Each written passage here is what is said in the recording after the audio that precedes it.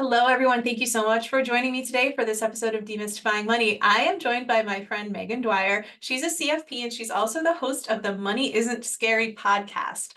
So today we're going to talk about a couple of things that we just think are important for people to know. I know a lot of times people focus on self-care and their mental health, and I think that is it's so important that we do that. But a lot of times people don't necessarily lump in financial literacy and financial self-care in there. So I think there's certain things that we must start talking about. We need to start waking up to some of the things that are really important that are going to have a huge impact on the rest of our lives. So I wanted Meghan to come on to talk about this topic because she's an expert in this area. So thank you so much, Meghan, for joining me today. Thank you for having me. I'm excited to be here. So Meghan, I know that nobody was born financially literate or necessarily interested in doing this for a career. So what made you decide to focus on financial literacy and financial empowerment as a career for you? Yeah, so honestly, when I first got out of college, I needed a job. And I remember my dad specifically saying, like, go get a job for a big company, they'll take care of you. And so I started to work for a large financial services company. And when I got there, I realized how much I didn't actually know. It made me realize how much I didn't learn through growing up, how much I didn't learn when I was in college because I was sort of living in a bubble. And I really wanted to, I recognized how disempowered I felt at the time. So I just got curious. And that's when I started to really like absorb kind of through osmosis the people that I was around. And that's when I got really interested in learning more about personal finance and how it all worked. So I started to take the CFP classes when I was there, and it just sort of escalated from there. I just got more curious the more I learned, and seeing it through the work that I was doing every day, working with individuals, kind of one on one, starting in a support role, and then over time working my way up to being more in that lead role, like working one on one with people and families. I really got to see, understand, and appreciate the value that I can add in not just in helping people achieve their financial goals, but also in kind of like making some sense out of it all, because there is so much emotion and feelings that are tied up into money. So helping them to understand more about what the what the feelings represent and what money really means to us, because for every one of us that is different, and I think a lot of people don't necessarily know that. So that's really been something that I have enjoyed doing with my clients, and in particular um, through my own journey and the struggles and the ups and downs and all the learning curves that I've had to deal with myself. I've really enjoyed working specifically with women. So that is one of the reasons that I tend to focus my podcast audience and the one-on-one work that I'm doing specifically on women, because I think it's a really unique um, subset of our population, especially when it comes to how we were raised in our culture around money. Yeah, I think that's definitely something. And I don't know if you saw this, but I saw this on TikTok recently. There's a woman and she has like a 50-part like basically like it's like an audiobook. It's like 10 hours and it was like who TF did I marry? And it was all of this woman talking about this relationship that she got into with this man. And then he said he had all this money. He started taking over all the bills, paying for everything. Like all of these, like I think she said like more red flags than the UN. And it just, even looking at the highlights of this, made me think about how a lot of times, like, women, like men just aren't, brought up to think like someone's going to come along and hopefully take care of you and then you'll be fine. Yes. You don't have to worry about it. And there is this woman, this smart woman talking about this, finally this guy took over all the bills. She didn't see a thing. She didn't know. There was always a story or an excuse. And it was just mind blowing to be like, and how many people actually tuned in to listen to all of these hours? Millions of people, because, you think about it and you're like, oh, that couldn't be me. These scams couldn't be me. But it's just wild to think about that being the goal, is hopefully somebody just comes and takes over and figures it out for you. And that's the truth for a lot of people. So, it was never really something that I had expected in my life, but it's interesting talking to some people who really just never asked about money or no one taught them about money, because maybe they really didn't think, maybe they thought they were doing them a favor when they were growing up, being like, oh, that's not important for Yeah. you. But it's so important for everyone. And you mentioned recently you did a workshop on like financial self-care. So I would love to hear what you think self-care means, and Yeah. what, especially for women who really might feel insecure about this whole arena that is a huge part of their lives. Yeah. I love that question. And but even before you get into it, I just want to add to the point that you just made, right? The reason why that TikTok video was so popular was because it's so relatable. This woman is being vulnerable and sharing something that I feel like an insecurity in a way that I feel like so many of us hold on to and yet don't share because we are afraid, right? We are feel like we're the only ones that are going through it. So it's popular because it's real and it's relatable. And the other thing, and I've done a whole podcast episode on this actually particular topic. The reason why, I mean, we do grow up. We were taught. I just turned 40, so grew up in the 80s. I grew up watching um, Disney princess movies where the whole theme is that the man, the prince, is going to sweep you off your feet and take care of you. My favorite was The Little Mermaid, and I just had this idea in my head that that was what life was, and I didn't have to worry about it. I didn't have to take accountability for myself or be autonomous because somebody was going to just come along and take care of me. And it wasn't until not that long ago that I sort of had that realization that that's not the case. That's not happening, right? And this all was sort of in the theme of the episode was around being the breadwinner. My husband lost his job a couple times in a row during the pandemic, and I was it. Like I had to support my family. I have young kids. And as much as we live in a culture that's like girl power, right? Go for it. I also felt so incredibly conflicted. And I think that that had to do with the fact that I was still holding on, on to hope that someone was going to still come and take care of me because this is hard, right? Yeah, no, it is hard. And I think, that's where sometimes I think about when I was growing, like I saw like my mom had no intention to ever work. She didn't work until I was like 9 or 10 years old when my father's business dissolved. Like there was nothing, there was no money. We had to move, we had to sell things. She had to get a job. And it was devastating. So like I kind of felt like I have to figure this stuff out really fast, and started like trying to learn everything I could about money at like 11 years. Like it was just the most terrifying time in my life. And if you don't go through that and you just kind of see like things are okay or good, I can totally see why you might not be like, you know what, maybe I want to open this can of worms.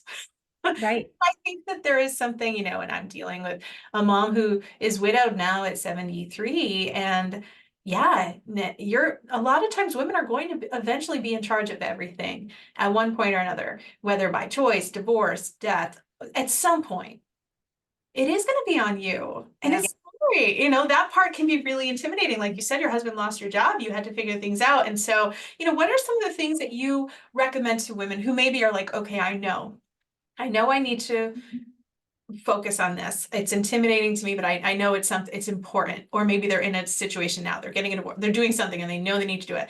What are some of the first steps or things that people can at least start to think about when they're starting to either discover or try to improve their relationship with money? Yeah. So I think there's a couple, what I'm going to say for this is there's a couple of concrete kind of to-dos actions that are more like I'm an action, like a problem solver, an action taker. I'm somebody that wants to like just, be productive, get stuff done. Right. So it's a balance of sort of that. And then also the softer stuff that like we really just need to learn and understand.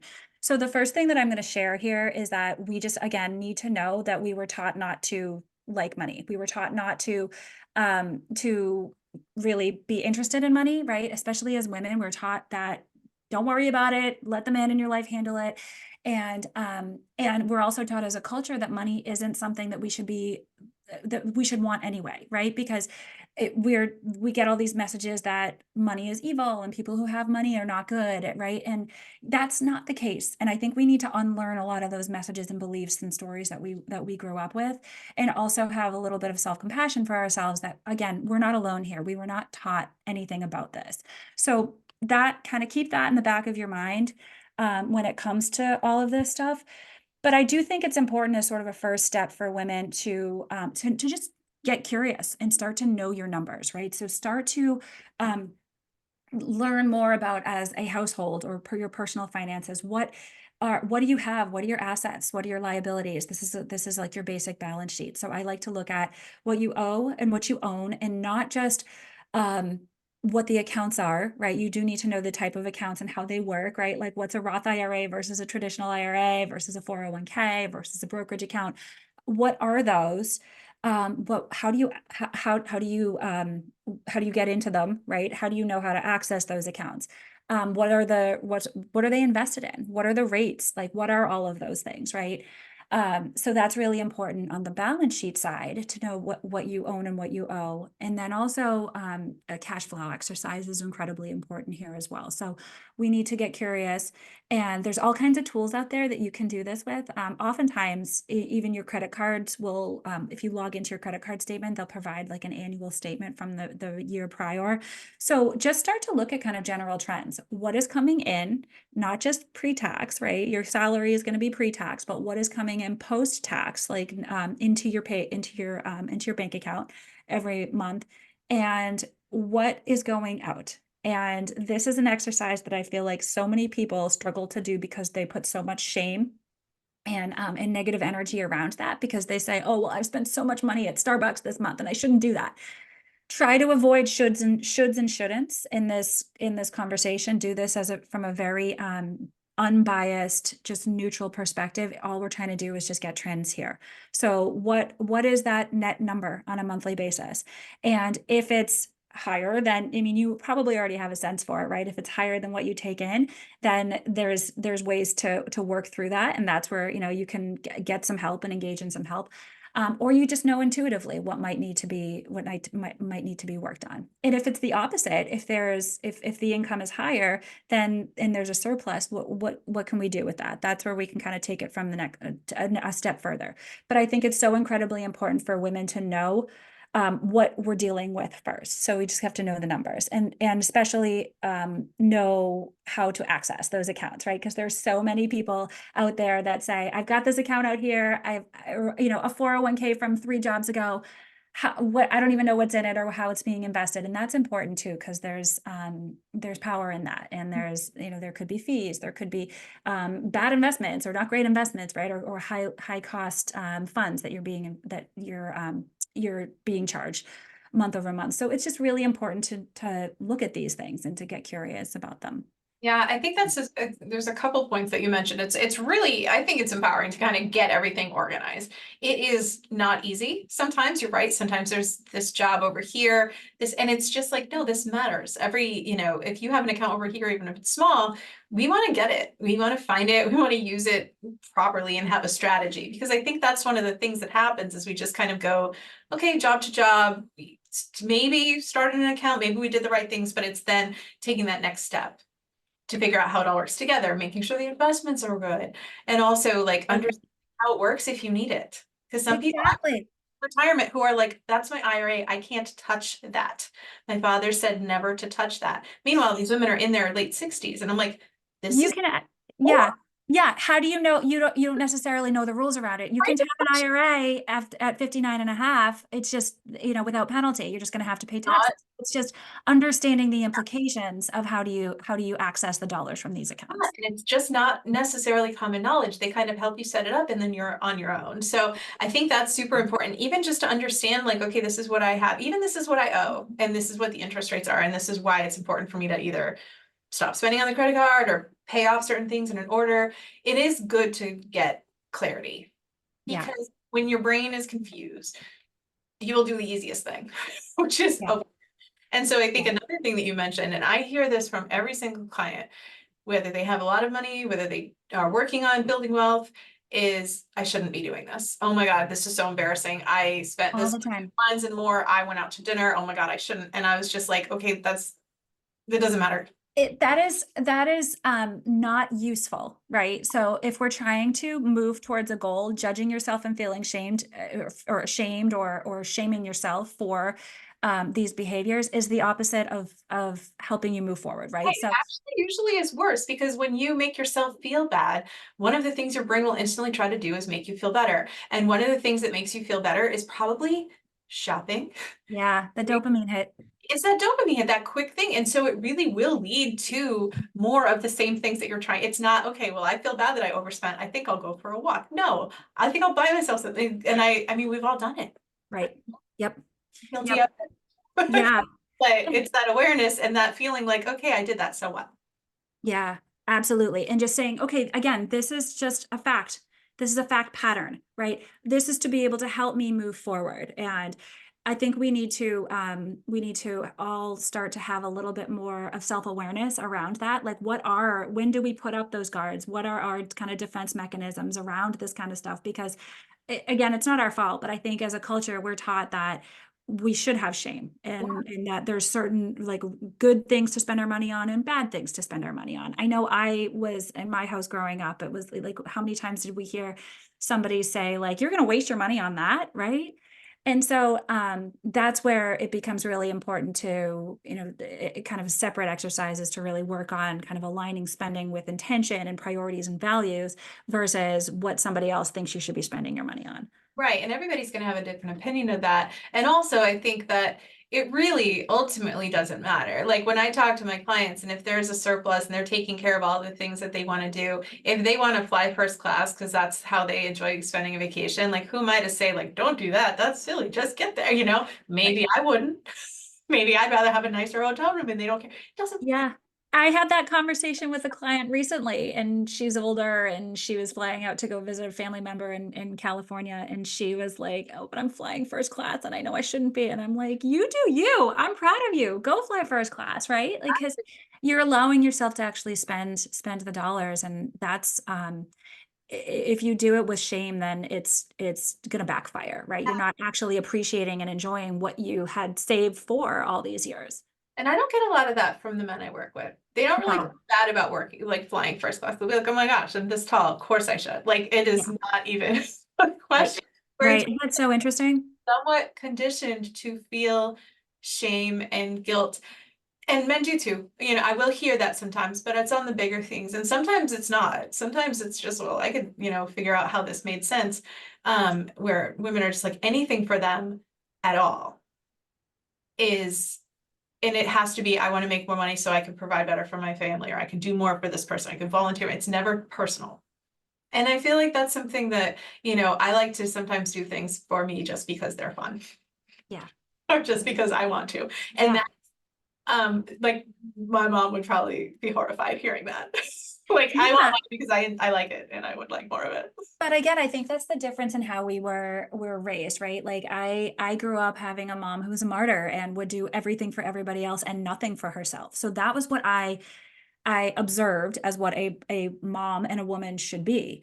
And I realized that that's not working in my life. So, this is the whole part of like reparenting ourselves and kind of now that I have young kids, I'm trying to shift the way that I want them Yeah. to see how I live life, right?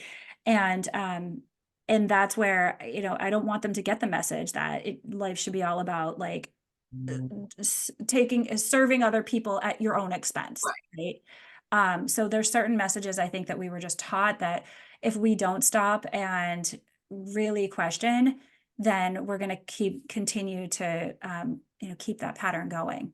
Yeah, no, and I think it is, it is difficult. I think I've talked to a lot of people, especially after COVID. Sometimes, but after that, I think a lot of people were really re-examining a lot of different things about their life, about their spending. Some people had more money than they ever did because they were still working and they had no expenses. They couldn't spend or go anywhere, and they felt ashamed of that and they felt bad about that. And so it was really interesting. Then some people were in a difficult financial situation that they've never seen or experienced before. But now that we're out of that a little bit, are you starting to see people really look at their spending in a different way, or even with inflation or the costs of things right now? Are they talking to you kind of about like, wow, this feels like a lot, or now they're actually paying attention to it where they might have been on autopilot a few years back, maybe before that happened?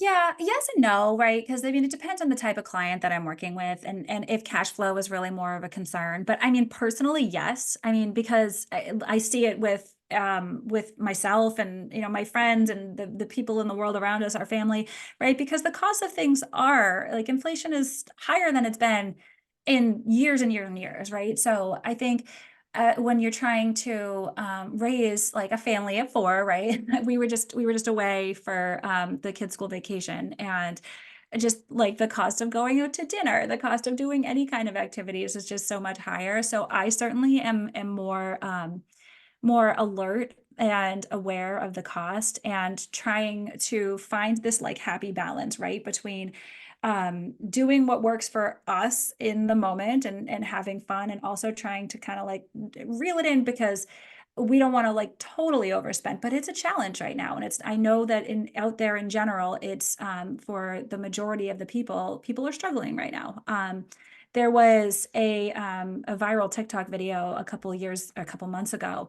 And I talked about it a little bit on the podcast about a woman who is a nurse, and her husband works a couple jobs, and I think she has two jobs as well, and they have two kids, and she was just in tears because she's like, after we both got paid, we paid the mortgage, we paid the bills, and we did some grocery shopping, we filled the tank, and we've got like $300 until we get paid again in 2 weeks. And it's just, my heart went out to her, because I feel that too. I feel that tightness. And I know that it is, I think things have certainly shifted, especially with young families now, and sort of like that middle class. Like it's hard to make it all work at the Yeah. moment. And Yeah, and so I hear I from just, some people who they want to do what their families were able to do for them. A lot of, I want to be able to put my kids through college. College is not even yeah. on the same planet. Oh my gosh, it's crazy how much college costs now. Like, And so when you're talking with parents, like who maybe want to be able, like even like we for February vacation went skiing. When I would go skiing, like I went skiing a few times with my family when I was a little kid, but I think like in the 80s it was probably like $10 for a lift ticket. It's like yeah, 100 right now. yeah, Like, so for those people who are really struggling with being like, I want to be able to provide exactly what I grew up with, for people who had a good financial upbringing, or maybe they had more disposable income. Like, how are you helping those people kind of cope with that? Or the people who are looking to buy a home right now that are like, well, I wish I did this when I was, I don't know, 15 years old, when things were affordable. Like, it's just impossible to kind of catch up with, yeah. things are. So what are some things for those people who maybe are just getting so frustrated and starting to feel like, what is the point? What does it even matter? Like, what would you say to those people in that kind of situation? Because it is getting a little bit, it is getting harder to do exactly what Yeah, you do. totally. Yeah. And actually, I do have some younger, I work with some kids of clients, and some of them we've had these conversations around like, well, we know we should buy a home. I think the the first tip that I would have is really be conscious of what you're thinking and the words that you're using when you're talking to yourself. Are you shoulding all over yourself? Are you saying the word should? Are you saying like, because if you're saying I feel like I should be buying a house right now. Well, mortgage rates are over 7%, especially anywhere. I mean, you and I are in Massachusetts, but anywhere in this area, I mean, houses cost. I was just talking with somebody down the street. I mean, it's just to be in the certain neighborhoods, it's like 900 to $1 million. So that money, it seems it's almost like it's monopoly money, right? Versus where things were even 10 years ago. It just seems kind of crazy. So where is this coming from? I think we have to look at the reality of the situation and try not to compare ourselves with other people. This is something I talk about with my husband all the time, because I'm like, how are these people like having the money to buy this house at the when it's on the market for $1,000,001, and then they're doing renovations, and then they've got kids, and they've got all this stuff. And one of the things that my husband's always saying to me, because he's aware, he's seen this a lot, like growing up, he's like, you have no idea how much, maybe they do make great money, but you also have no idea how much somebody else might be supporting them. So I think the lesson in that is try not to compare yourself, and focus on like get really zoned in, and narrow in what you want and what your goals are, and question those kind of those rules of thumb that we all like grew up with, those kind of like those rules that we sort of assume are fact, right? That like we should be buying a house by a certain time, that we should have a certain percentage of our assets in an emergency fund. That's not an easy thing to do, right? So it was maybe, 20, 30 years ago when we were in a different place. um, economically when we were in a different place, where as far as like interest rates and just the cost of things and the markets and everything. But I think we need to really be cautious around what we are telling ourselves versus what's reality. And we need to just do you, focus on you and what works for you right now. Because and don't compare yourself to somebody else. If you do that, it's just kind of setting off this like negative spiral, and that we can get caught up in, and we can't, and it's really hard to pull ourselves out of. So, and I think it helps to talk this out with people too, to talk it out with somebody who is impartial, who's not going to judge, who may or may not, know the details of your financial situation, but just to also be able to provide some context and some compassion around the environment that we're in right now. Yeah, definitely. And I think a lot of times people think they're giving you helpful advice, or they think they're, because that advice worked for them. And maybe that Correct. was decades ago. And even it could be 1 decade ago where, even when I bought a home, the homes were in the threes in Yep.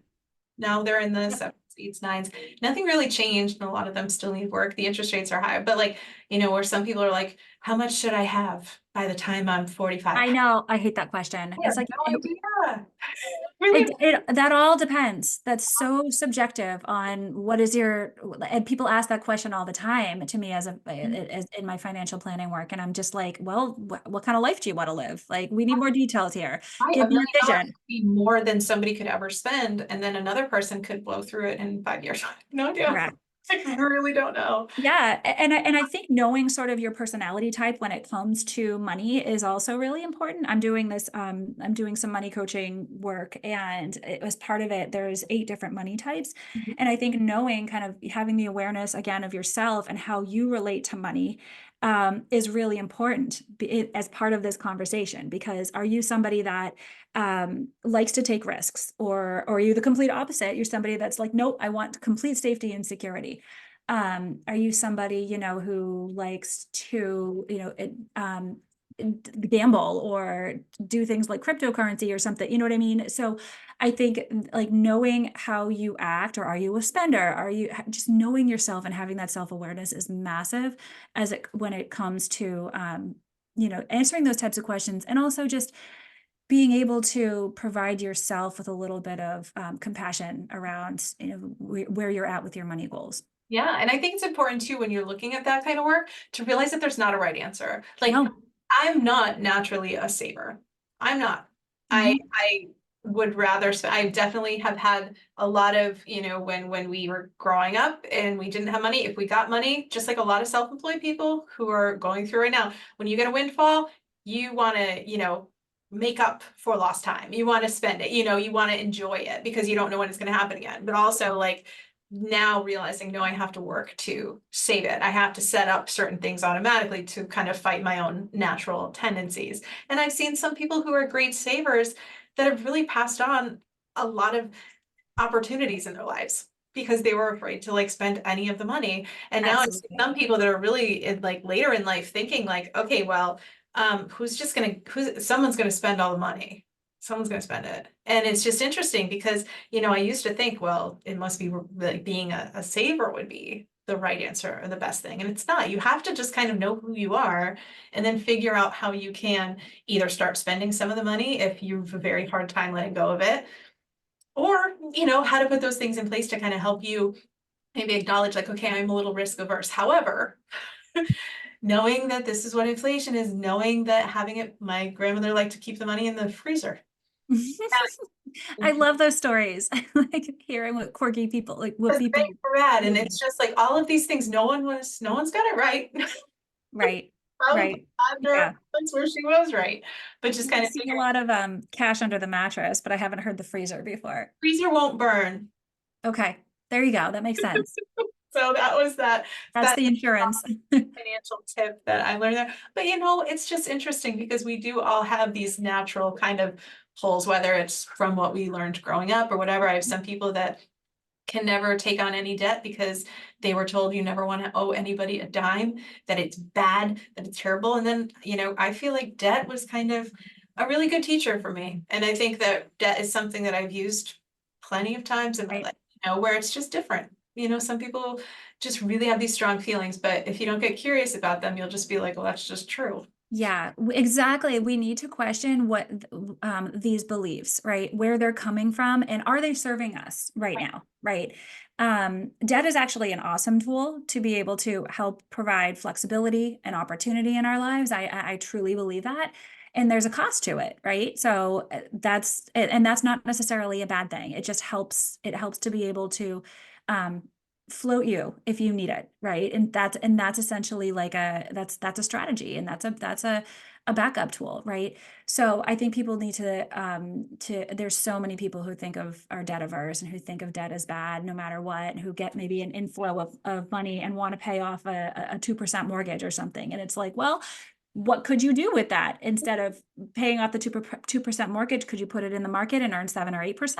So we're like, what's the opportunity cost? And then again, if it's an emotionally tied thing, like, we also have to recognize that spending is emotional, no matter what we're spending it on. I think honestly, earning money, everything around money is emotional, because we have so many personal ties to how the money comes in and how the money goes out, right? It says so much about our identity and who we are, how we live our lives, things like that really matter to us, like safety, security, family, priorities, all of that stuff, values, intentions.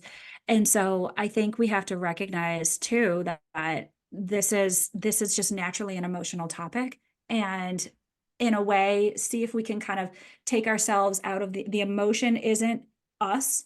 The emotion is just there. Let's kind of like pull ourselves out of it and be that impartial, like third party watching this all go down, while fully knowing that the emotion is sort of a wave, and it'll pass. And then, we can sort of be that rational person watching that piece of it, and then help to kind of come to a decision or a conclusion from there. So I think recognizing that it is emotional Mm, and it's not us, um, is super powerful as part of this too.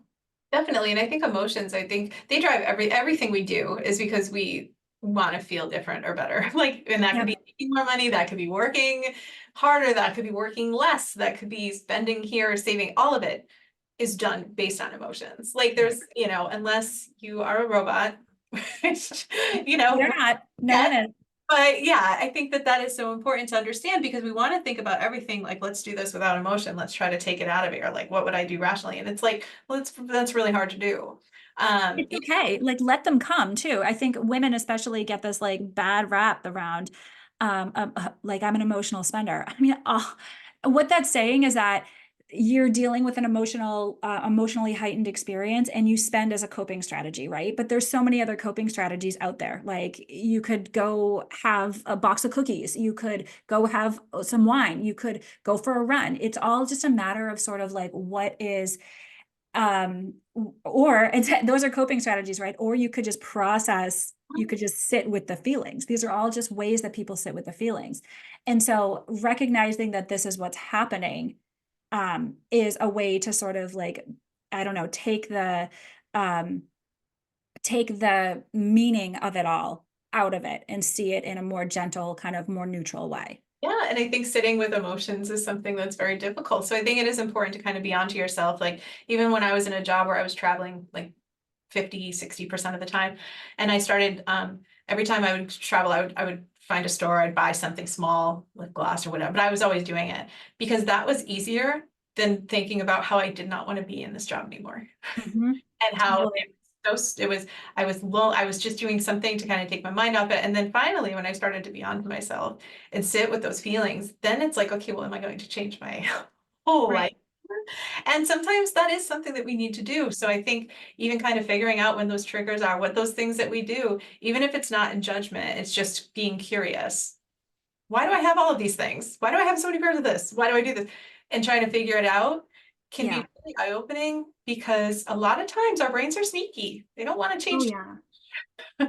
That's exactly the reason why I started my podcast, was because during the pandemic in 2020, again, I was talking about this, how my husband lost, I think it was the first job that he lost at the time, but I was working from home full time. I had a 3 and a 1 year old at home, and I was overwhelmed, completely overwhelmed. And of course, you're stuck in the house, nothing's open, there's nowhere to go. But I found myself online shopping, and I was buying shoes, I was buying like headbands. I don't know what I was like. And then I realized, couple months into this that I'd go into my closet and I'd find things that still had tags on them. And I was like, why am I buying these things that I'm never wearing?